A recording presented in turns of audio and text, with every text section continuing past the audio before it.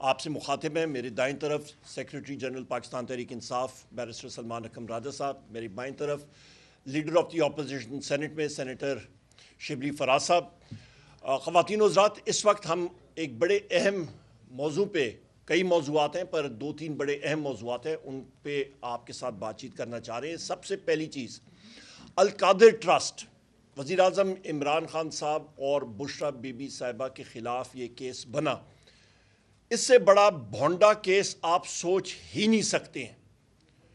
اس پہ ڈیٹیل پہ بیرسٹر سلمان اکرم راجہ صاحب بھی آپ کو قانونی حوالے سے بریف کریں گے، اور بالکل لیمن ٹرمز میں میں بات کروں تو برطانیہ کی NCA نیشنل کرائمز ایجنسی ایک طرف، پاکستان کی سپریم کورٹ ایک طرف، جو پیسہ 190 ملین پاؤنڈ جو ہے وہ آپ کے برطانیہ کی NCA نے سپریم کورٹ کے اکاؤنٹ میں بھیجا، سپریم کورٹ نے وہ پیسہ پاکستان کے خزانے میں جمع کرایا۔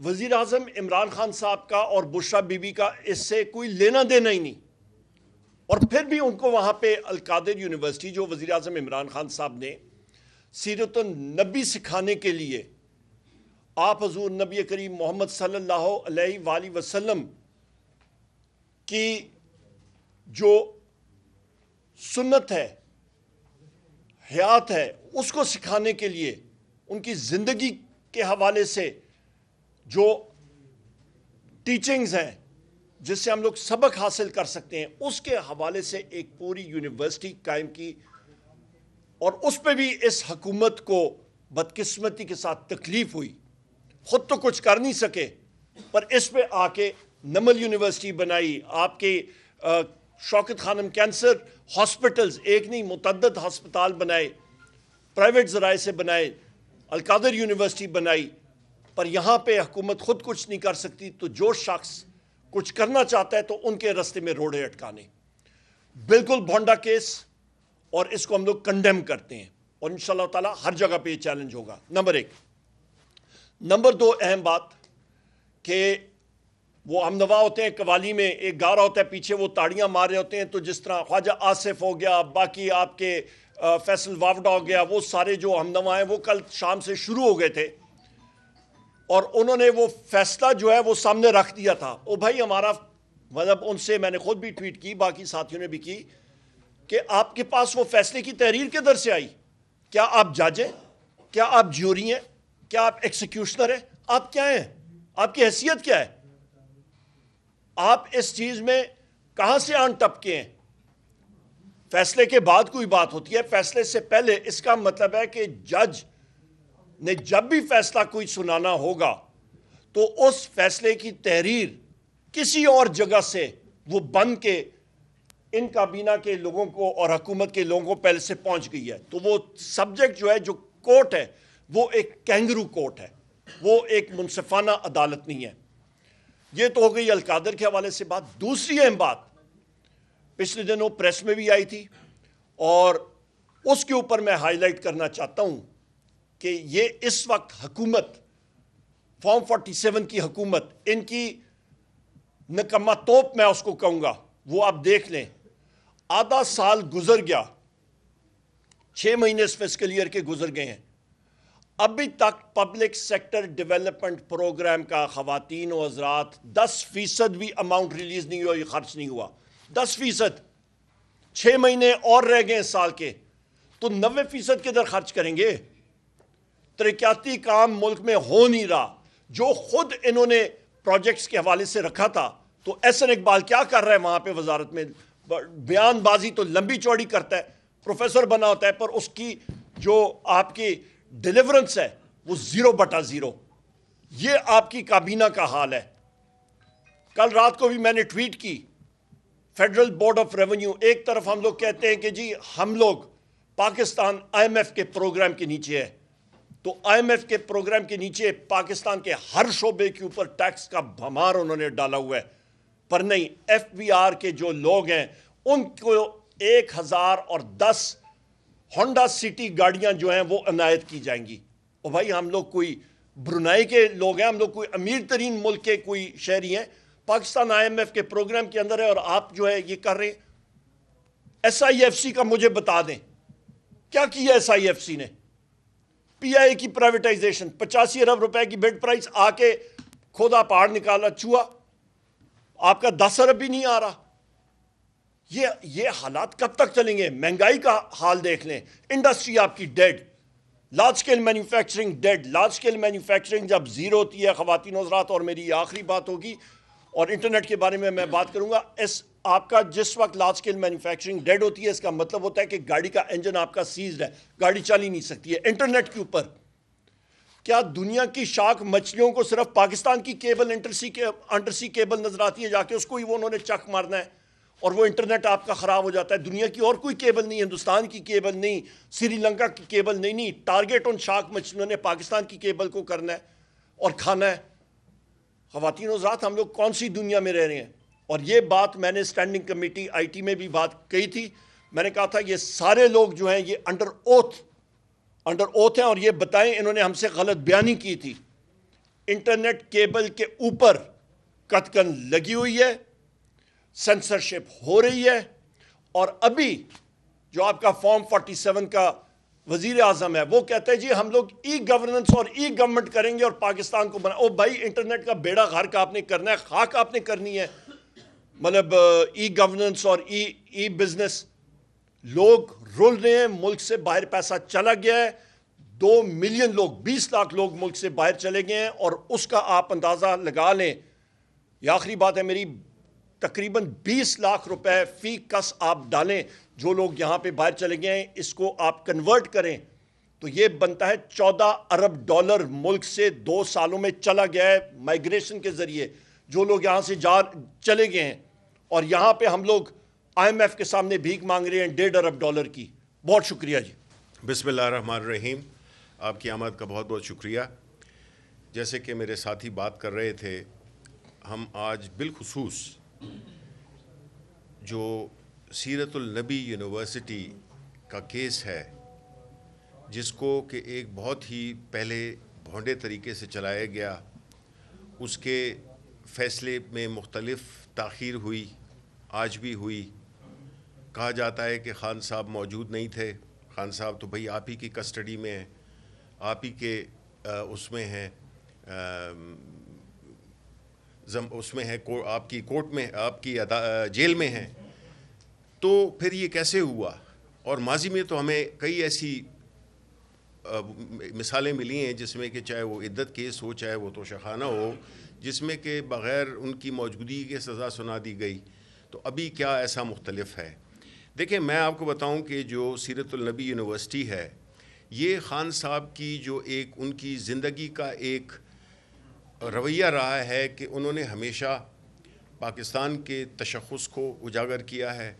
انہوں نے اسلام کے بارے میں اپنی ان کی جو ایک سوچ ہے، جو کہ پاکستان کی اکثریت اس سوچ کی ہم خیال ہے، وہ یہ ہے کہ ہم نے اپنا تشخص برقرار رکھنا ہے. اور وہ خان صاحب واحد لیڈر ہیں پاکستان کے جو کہ کسی بھی انٹرنیشنل فورم پہ جاتے ہیں تو وہ انہیں اپنا لباس پہن کے جاتے ہیں. یہ ایک بہت بڑی چیز ہے جو کہ ہمارے جو رہے ہوئے ہیں، جو کہ ذہنی طور پہ غلام لیڈران رہے ہیں، یہ اس سوچ میں اور اس سوچ میں بہت فرق ہے. اسی چیز میں پھر اسلامی تشخص، اگر آپ اس کو خان صاحب کی جو نیو یارک میں تقریر تھی، اس کے یونائٹڈ نیشن میں اس کے تناظر میں دیکھیں تو خان صاحب نے ہمیشہ یہ ہم سے بھی بات کی ہے، پارٹی لیول پہ بھی اور عام طور پہ بھی کرتے رہے ہیں کہ ہمیں حضور صلی اللہ علیہ وسلم کی زندگی کو سمجھنے کے لیے کوئی ایک ایسا پلیٹ فارم چاہیے، ہونا چاہیے جس میں کہ ایک یکسوئی میں ایک ایسا حضور صلی اللہ علیہ وسلم کی زندگی کے بارے میں ہم جو بھی لوگ ہیں اپنے پاکستان کے جو میجورٹی ہے، ہم اس پہ کس طرح سے عمل درآمد کر سکیں. یہ تھی خان صاحب کی سب سے بڑی غلطی، جس میں کہ انہوں نے حضور صلی اللہ علیہ وسلم کی زندگی کے بارے میں ایک ایسی یونیورسٹی بنانے کا سوچا. اور یہ پہلی دفعہ نہیں تھی کہ خان صاحب نے فلاحی کام کیے ہوں. شوکت خانم اسپتال، نمل یونیورسٹی اور ان کی جتنی بھی خیراتی ان میں کنٹریبیوشنز ہیں، وہ کسی سے ڈھکی چھپی بات نہیں ہے. لیکن اس کا ایک کیس بنا دینا، کرپشن کا کیس بنا دینا، میرا خیال ہے کہ یہ اس جہان میں بھی جواب دیں گے اور اس جہان میں بھی جواب دیں گے. کیونکہ جو شخص حضور صلی اللہ علیہ وسلم کی زندگی کے بارے میں ایک یونیورسٹی بنانا چاہتے ہیں جس میں کہ ینگ لوگ آئیں، پاکستانی آئیں، ان کو ایک وہ ملے، ایک گائیڈنس ملے، رہنمائی ملے کہ وہ اپنی زندگی کو حضور صلی اللہ علیہ وسلم کی زندگی کے مطابق ڈھال سکیں، تو اس ملک میں جو چل رہا ہے رواج کہ انہوں نے جو ہمارے حکمران رہے ہیں ماضی میں یا جو ابھی ہیں وہی ہیں، ماضی والے ابھی بھی ہیں، انہوں نے اگر کوئی اپنی ذاتی حیثیت میں کوئی ایک ایسا فلاحی کام کیا ہو، جس طرح کے شوکت خانم اسپتال ہو، جس طرح کی یونیورسٹی ہو، نمر یونیورسٹی ہو، جس طرح کی یہ سیرت النبی یونیورسٹی ہو گئی، اتنے بڑے بڑے کام یہ کسی سیاسی لیڈر نے اپنی ذاتی پاپولیرٹی کو، اور خان صاحب کو اللہ تعالیٰ نے ہمیشہ بڑی ینگ ایج سے 18 سال کی عمر سے ہی عزت دی ہے، اور اس عزت کا انہوں نے پاکستان کے عوام کے لیے اس کو وقف کیا. تو یہ ماحول یہ بنایا جا رہا ہے کہ آئندہ کوئی بھی فلاحی کام نہیں کرے گا، یہ سزا دی جا رہی ہے. یہ ایکچولی اس ایکٹ کو سزا دی جا رہی ہے جس میں کہ اگر آپ کوئی اچھا کام کرتے ہیں تو آپ اس ملک میں وہ اچھا کام نہیں کر سکتے ہیں. بنیادی طور پہ میسج یہ دیا جا رہا ہے، میسج یہ دیا جا رہا ہے کہ آپ اگر فلاحی کام کریں گے، جس کی وجہ سے شوکت خانم اسپتال میں بھی جو فنڈنگ، جو کہ عام عوام، چونکہ پاکستان اور پاکستان سے باہر کے لوگ پاکستانی وہ اپنی فنڈنگ کرتے تھے اس اسپتال کو چلانے میں، کیونکہ پاکستان میں اس کے علاوہ اور کوئی کینسر کا اسپتال نہیں ہے جو کہ مفت علاج کرتا ہو. اس چیز کو بھی انہوں نے پریشرائز کر کے اس کی فنڈنگ کو بھی نقصان پہنچایا ہے. نقصان کس کو پہنچایا ہے؟ خان صاحب کو تو الحمدللہ وہ تو صحت مند ہیں، پہنچایا ہے جو کہ اس ملک میں فری کینسر جیسا موذی مرض، اتنا مہنگا علاج، اس کے لیے ایک شخص نے اسپتال بنایا اور وہ فنڈنگ عوامی فنڈنگ پہ ہی چل رہا ہے. تو اس قسم کے حربے استعمال کر کے، چونکہ ایک شخص ہے جس کو کہ آپ سزا دینا چاہتے ہیں، تو آپ یہ بھی نہیں دیکھ رہے کہ بھئی وہ مقصد کیا تھا. سیرت النبی یونیورسٹی، ہم مسلمان حضور صلی اللہ علیہ وسلم پہ جان دیتے ہیں، ان کی زندگی کے بارے میں یونیورسٹی بنانا جو کہ ان کی زندگی کے بارے میں کئی پہلو روشناس کرائے گی نوجوان نسل کو. اس میں جناب بشرا بی بی کو اور آپ نے خان صاحب کو جو ہے تو آپ اس کو سزا دے رہے ہیں. یعنی کسی دنیا میں یہ ہوتا ہے، یعنی جو سب سے جو بھونڈے کیس تھے، اور یہ سارے کیسز تو سارے سیاسی ہیں، وہ سب کو پتہ ہے، لیکن یہ دو کیسز اسپیشلی جس میں عدت کا کیس ہے اور یہ جو سیرت النبی یونیورسٹی کا کیس ہے، یہ تو ایک پاکستان کے عوام کے منہ پر تماچا ہے. اور یہ بدقسمتی سے یہ وہ لوگ ہیں جو اس وقت ہمارے حکمران بنے ہوئے ہیں. تو میں سمجھتا ہوں کہ ان کو ہوش کے ناخن لینے چاہیے، اس دنیا کے لیے بھی اور اس دنیا کے لیے بھی. ان سے پوچھا جائے گا کہ ایک شخص جو کہ سیرت النبی کے لیے ایک یونیورسٹی اس نے بنائی تھی، آپ نے اس کو اس کے لیے سزا دے دی، یہ کیسے ہو سکتا ہے؟ کوئی باہر کا لوگ سنیں گے اس بات کو تو وہ حیران ہوں گے کہ یہ کیسا ملک ہے یہ. پھر ہم کہتے ہیں کہ جی پاکستان کا باہر میں جو ہے اس کی جو پاسپورٹ کی وقت ہے وہ آخری 5 میں آ گئی ہے. یہ کیوں ہے؟ یہ اسی قسم کے حربوں سے ہے جس میں کہ ہم اپنی سیاسی مخالفت میں ہر اس اچھے کام کو بھی برا بنا دیتے ہیں، روک دیتے ہیں، اس میں روڑے اٹکاتے ہیں جو کہ عام عوام کے لیے ہو. بہت بہت شکریہ. بہت شکریہ جی. یہ جو آج مقدمہ تھا جس میں فیصلہ سنایا جانا تھا، میں اس کے حوالے سے تھوڑی سی مزید وضاحت کرنا چاہوں گا.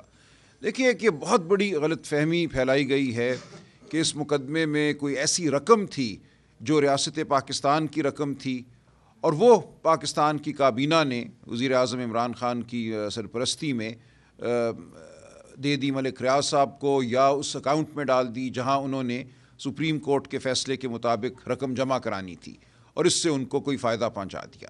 یہ بہت ہی بڑی غلط فہمی ہے اور جان بوجھ کر یہ غلط فہمی پھیلائی گئی ہے. یہ ضروری ہے کہ ہم واقعات کو صحیح طریقے سے سمجھیں. دیکھیے جو رقم آئی سپریم کورٹ کے اکاؤنٹ میں، اس رقم کے آنے میں پاکستان کی کابینہ یا وزیر اعظم عمران خان کا کوئی عمل دخل نہیں تھا. یہ بہت اہم بات ہے.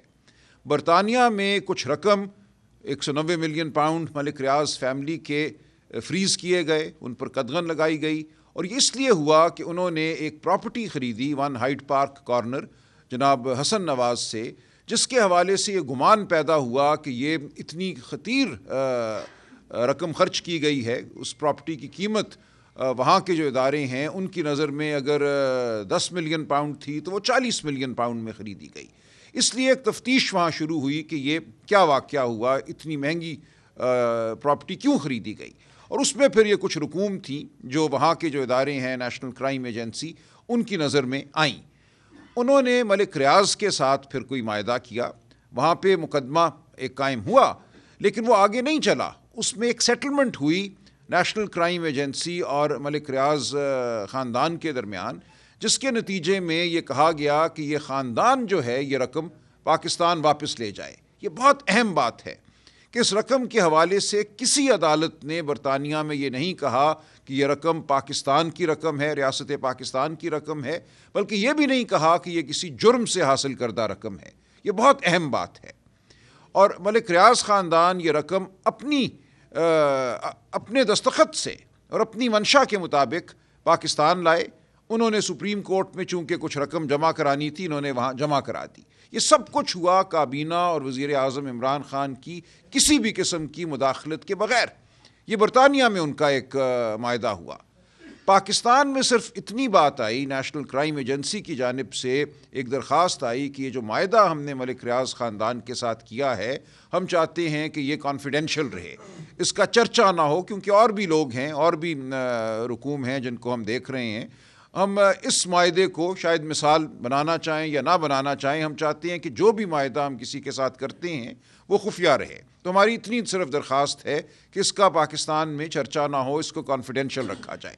اس بات کو اٹھا کر ایک پوری کہانی بنائی گئی کہ پاکستان کی کابینہ نے وہ رقم جو پاکستان کی رقم تھی، ریاست پاکستان کو وصول ہونی تھی، وہ ملک ریاض کے حوالے کر دی، اور ملک ریاض خاندان نے وہ رقم سپریم کورٹ میں جمع کرا دی اپنا ایک وہ اماؤنٹ ادا کرنے کے لیے، وہ رقم ادا کرنے کے لیے جو سپریم کورٹ کے فیصلے کے تحت ان کو ملیر میں حاصل کردہ زمین کے حوالے سے دینی تھی۔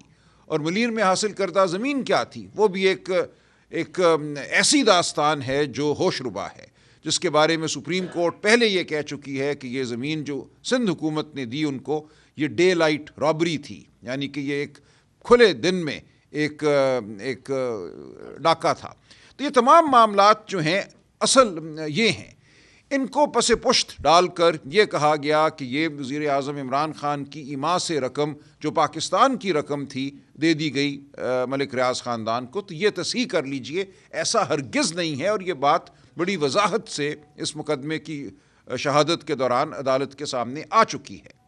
اور وہ رقم اس اکاؤنٹ میں رہی جو سپریم کورٹ کا اکاؤنٹ تھا، وہاں سے ایک پیسہ کہیں نہیں نکلا، اور اس رقم پر منافع جو ہے وہ بدستور رہا، اور وہ رقم تمام کی تمام اب خزانے میں جا چکی ہے، ریاست پاکستان کے خزانے میں، جو کہ اگر وہ رقم وہاں نہ آئی ہوتی تو شاید آپ کو 20 سال لگتے، 15 سال لگتے برطانیہ کی عدالتوں میں مقدمہ لڑنے میں کہ یہ رقم پاکستان کی ہے، پاکستان کے حوالے کی جائے۔ جب وہ رقم پاکستان آئی تو جو فارن کرنسی ہوتی ہے، فارن کرنسی میں جو رقم تھی وہ تو فی الفور پاکستان کے جو ذخائر ہیں زر مبادلہ کے ان میں چلی گئی، اس کا جو روپے کا نعم البدل ہے وہ سپریم کورٹ کے اکاؤنٹ میں رہا، اور وہاں سے وہ ریاست پاکستان کے خزانے میں جا چکی ہے رقم۔ تو یہ بات بالکل واضح ہو گئی کہ ریاست پاکستان کو اس تمام معاملے میں ایک پیسے کا نقصان نہیں ہوا بلکہ فائدہ ہوا ہے۔ وہ رقم جو کبھی شاید پاکستان آتی ہی نہ، وہ آئی، ہمارے زر مبادلہ کے ذخائر کا حصہ بنی، اور جو روپیہ تھا وہ بھی بما منافع 20 ارب روپے کا اس پہ منافع ہوا، اور وہ بھی ریاست پاکستان کو مل چکا ہے۔ اور دوسری طرف عمران خان صاحب، بشرا بی بی، ایک پیسے کا ان کو فائدہ نہیں ہوا۔ ایک ٹرسٹ کے تحت، جیسے شوکت خانم ٹرسٹ ہے، کل کوئی یہ کہے کہ شوکت خانم ہسپتال عمران خان کی ذاتی ملکیت ہے، اس کو ہر سال پاکستان کے عوام سے 10 ارب روپے وصول ہوتے ہیں خیرات کی شکل میں، زکوٰۃ کی شکل میں۔ تو یہ رقم کیا عمران خان کی جیب میں جاتی ہے؟ اتنے سالوں سے، 25 سالوں سے، 20 سالوں سے وہ ہسپتال چل رہا ہے، اربوں ہاں روپے آئے ہیں، آج دن تک کوئی یہ نہیں کہہ سکا کہ ایک پیسہ بھی ادھر ادھر ہوا ہے۔ تو اگر عمران خان نے پیسہ بنانا ہوتا تو شوکت خانم نمل یونیورسٹی جہاں اربوں ہاں روپے آتے ہیں وہ موجود تھے، لیکن عمران خان کی ذات پہ کبھی کوئی انگلی نہیں اٹھا سکا کہ اس نے لالچ کی ہے یا پیسہ جو ان خیراتی اداروں کا ہے اس کو کہیں غلط استعمال کیا ہے۔ تو یہ ہے صورتحال۔ یہ ٹرسٹ بنا، اس ٹرسٹ کے تحت یہ یونیورسٹی قائم ہوئی سیرت النبی کے حوالے سے، اور وہ یونیورسٹی آج دن تک چل رہی ہے۔ یہ گواہی شہادت بھی آ چکی ہے عدالت میں کہ وہاں سے ایک پیسے کا فائدہ عمران خان صاحب کو یا بشرا بی بی کو نہیں ہوا۔ اسی لیے میں سمجھتا ہوں کہ یہ فیصلہ لکھنے میں بھی ان کو دشواری پیش آئی ہوگی۔ فیصلہ تو یہ لکھیں گے جو لکھنا ہے، لیکن یہ فیصلہ لکھنا ایک تکلیف دہ عمل ہوگا کسی بھی انسان کے لیے جو کچھ رکھتا ہے انسانیت کی رمق اپنے وجود میں۔ لیکن جب یہ فیصلہ آئے گا جس کی ہمیں توقع ہے، آج آنا چاہیے تھا، کیوں نہیں آیا ہم نہیں جانتے۔ شاید یہ تاثر دینا مقصود ہے کہ کوئی بات ہو رہی ہے، کوئی ڈیل ہو رہی ہے، لیکن ایسا کچھ نہیں ہے۔ خان صاحب نے پچھلی ڈیٹ پہ بھی بڑے دو ٹوک الفاظ میں یہ کہا تھا کہ اگر کوئی یہ کوشش کر رہا ہے تاخیر سے کہ یہ کہے کہ میں کسی سے بات کر رہا ہوں، تو بالکل میں اس کی نفی کرتا ہوں۔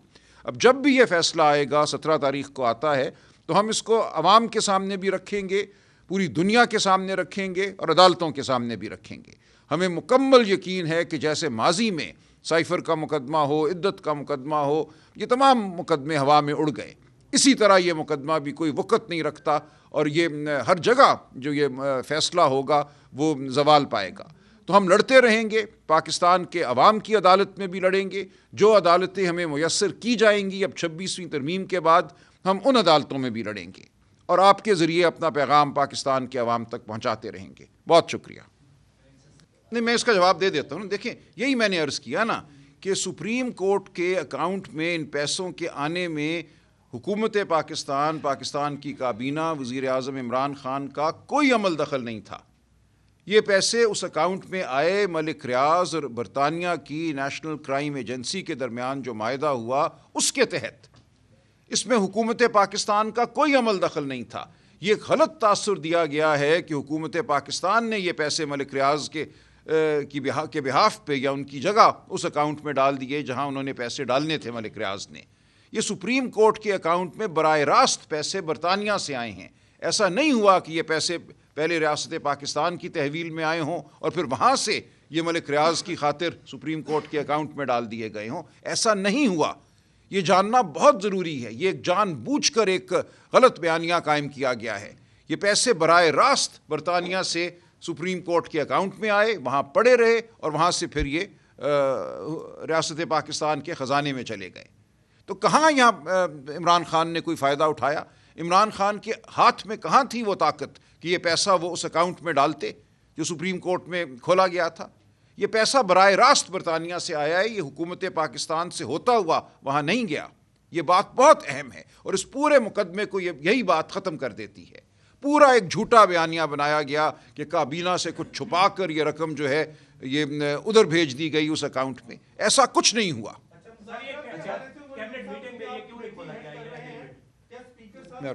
میں ایک جواب دے دوں۔ دیکھیں ایک منٹ اس سوال کا مجھے پہلے دینے دیں۔ دیکھیں جی میں سمجھ گیا۔ دیکھیں میں عرض کرتا ہوں، کیبنٹ میٹنگ میں جو چیز لائی گئی تھی وہ معاہدہ تھا جو ملک ریاض اور نیشنل کرائم ایجنسی کا تھا، اور نیشنل کرائم ایجنسی کی یہ درخواست تھی برطانیہ کی کہ اس کو نہ کھولا جائے، اس کو عام نہ کیا جائے۔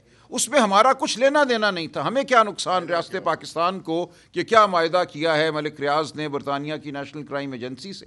ہمیں تو صرف یہ کہا گیا تھا کہ یہ پیسے آ جائیں گے، 190 ملین پاؤنڈ ہمارے فارن کرنسی ریزروز میں چلے جائیں گے، جو رقم ہے روپے میں وہ سپریم کورٹ کے اکاؤنٹ میں چلی جائے گی، وہاں اس پہ منافع ہوگا، اور ہم اپنے قانون کے مطابق اس رقم کے ساتھ جو چاہتے کر سکتے تھے، اور یہی ہوا۔ بعد میں وہ رقم وہاں سے ریاست پاکستان کے خزانے میں چلی گئی۔ تو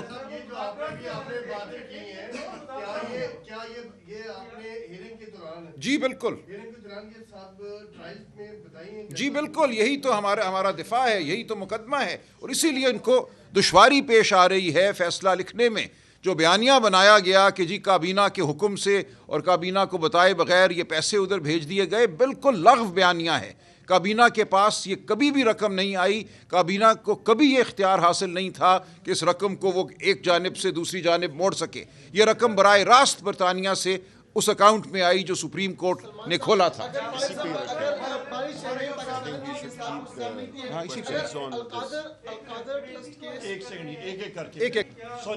دیکھیے مذاکرات روک لیں, ابھی اس موضوع کو ہونے دیں, ادھر جا رہے ہیں. لیٹس اسٹے آن دی القادر. القادر پہ خان صاحب پہلے القادر کو ایڈریس کرنا نہیں. میں یہ سمجھتا ہوں کہ یہ القادر کی جگہ جو اصل جو یونیورسٹی ہے وہ ہے سیرت النبی یونیورسٹی. سیرت النبی, اس کے بارے میں آپ اگر سوال ہم سے کرنا چاہتے ہیں ہم حاضر. اور اس مقدمے کے بارے میں اگر فار ایگزامپل 17 کو فیصلہ خلاف آتا ہے, اس طرح آپ لوگوں کی توقعات بھی ہے, عوام کے سامنے رکھیں گے, تو کیا جو مذاکراتی عمل ہوگا وہ جاری رہے گا؟ جی جاری رہے گا. دیکھیں یہ ہم نے پہلے بھی کیا ہے. عمر ایوب صاحب یہاں موجود ہیں, ہماری کمیٹی کے سربراہ, آپ بتا دیجیے. جی بنیادی طور پہ دیکھیں جی, جہاں تک کل بھی وزیراعظم عمران خان صاحب سے جس وقت اڈیالہ جیل میں مانیٹرڈ انوائرمنٹ میں ہماری ڈیمانڈ تھی ان مانیٹرڈ, پر اس ماحول میں مانیٹرڈ انوائرمنٹ میں بات چیت ہوئی تو وزیراعظم عمران خان صاحب بڑے کلیئر تھے. انہوں نے جو ہمیں احکامات دیے وہ یہی تھے کہ تیسرا ہمارا جو راؤنڈ ہوگا اس میں ہم لوگ جائیں گے, جو ہماری تحریری ڈیمانڈز ہیں وہ پیش کر دی جائیں گی اور ہم لوگ دیں گے. اور اس سے اہم جو کمیشنز ہیں آپ کی 9 مئی کا اور 26 نومبر کا اور ہمارے اسیران کی رہائی جوڈیشل پروسیس کے ذریعے, وہ ہم لوگ سامنے رکھیں گے اور وہ کمیشنز بننے ہوں گے. یا نہیں بنیں گے تو پھر چوتھا راؤنڈ نہیں ہے, نہ 31 کی تاریخ ہے نہ چوتھا راؤنڈ ہے. بہت کلیئر ہم نے کلیئر کیا ہے. ایک سیکنڈ. پاکستان تحریک انصاف کی جانب سے سر کہ ابھی آپ لوگوں نے میڈیا میں بھی کہا کہ پاکستان تحریک انصاف اگر جوڈیشل کمیشن نہیں بنایا جاتا ہے تو مذاکراتی عمل آگے نہیں بڑھ سکتا ہے. یہ گفتگو اگر کمیٹی کے اندر ہو تو بہتر نہیں تھا؟ کیا پاکستان تحریک انصاف میڈیا میں اس طرح کی گفتگو کر کے یہ تاثر دینا چاہتی ہے کہ یہ جو القادر کیس کا جو ٹرسٹ کا جو کیس ہے یہ پہلے ہی فیصلہ اس کا آئے, اس کے بعد کوئی مثبت پیش رفت ہوتی حکومت کے ساتھ؟ نہیں, کمیٹی کا یہ دیکھیں ہمارا ڈے 1 سے یہ بڑا کلیئر ہے اور ہم نے حکومت کو یہی باور کرانا چاہ رہے ہیں کہ اپنی طرف سے وہ تیاری کر لیں. کل کو وہ بہانہ نہ کریں کہ جی ہمیں کوئی ٹائم درکار ہے, ابھی سے تیاری وہ کر لیں. اور وہ انڈیپینڈنٹ اور وہ ایک سیکنڈ اور وہ انڈیپینڈنٹ کمیشن ہوگا. یہ بھی